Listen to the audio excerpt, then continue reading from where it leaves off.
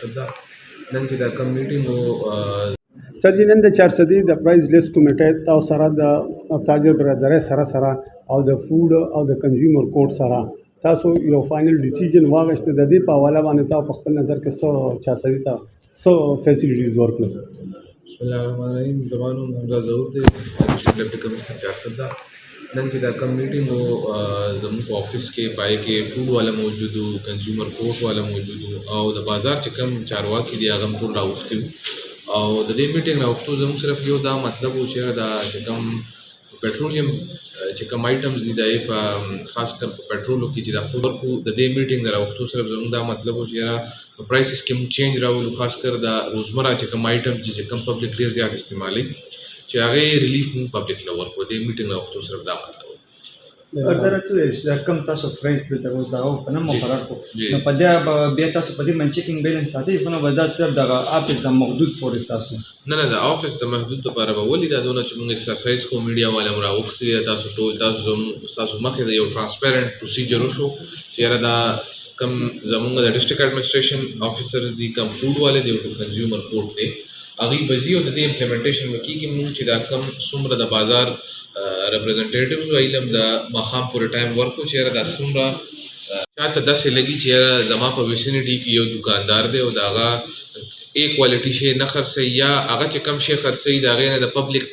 پبلک صحت ته نقصان دی. یاره مونږ تاسو اني ټایم تاسو دا کولای شئ زموږ سره د درې قسم ډپارټمنټس دی پای کې حلال فود اتھارټي چې ګورنمنت کومه جوړه کړې ده په کوالټي باندې ډېر فوکس کوي، لایف سټاک والے دی، اګریکلچر والے دی، هغه د پيو او د ډېری آیټمز دا کې چې کم د کوالټي اسپیکټ یې هغه ګوري. تاسو صرف زموږ د افسران به دي په خپل هم چک کوي او د دې سره کمیډیا والا موږ ته آئیډنټیفیکیشن کوي نو موږ ته بلګ اساني کې چې پبلک لمون پای کې ریلیف ورکړي. خبره دا سټیریوټایپ چې انتظامیه بچاته سنوي د ګورنمنت طرف نه چې کله هم ډایرکشنز راځي زموږ کار دا دی زموږ یو ملټیپل کارونه ایټ ا ټایم ولکه زموږ کار دا دی چې کم ځینه موږ ته شکایت محسوسېږي یا په یو ځای کې موږ ته داسې لګي چې ریګولیرټي ده که هغه د هغې په ورځ باندې غوښه خرڅول یا بل څه غلط کار کول نو داسې سره دغه ډایرکشن نشته او نه به موږ داسې چاته وایو چې یو ځل څوک جرمانه کوو بیا ورته سمو وایي، داسې بالکل هم نشته. چې کله هم کم سړی یو داسې ایرریګولیرټي کوي نو سرکار کار دا دی چې هغه ونیسي د هغه ته سزا ورکړي او یا بل څه دغه کولی چې دا سره وکړي. خو لږ تاسو د اډمنسټریشن دغه ته هم ګورئ چې زموږ خو لیمیټډ نمبر اف افیسرز دي په 400 کې نو پرایس چیکینګ زموږ د نوکرۍ یو پارټ دی علاوه هم موږ ډېر زیات فنکشنز کوو تاسو ته به ښکاره وي لکه داسې سپټ دغه دی زموږ پبلک افیسز دي که نه یو نیم ټایم که زموږ نه یو کس مس شي یا دغه شي نو د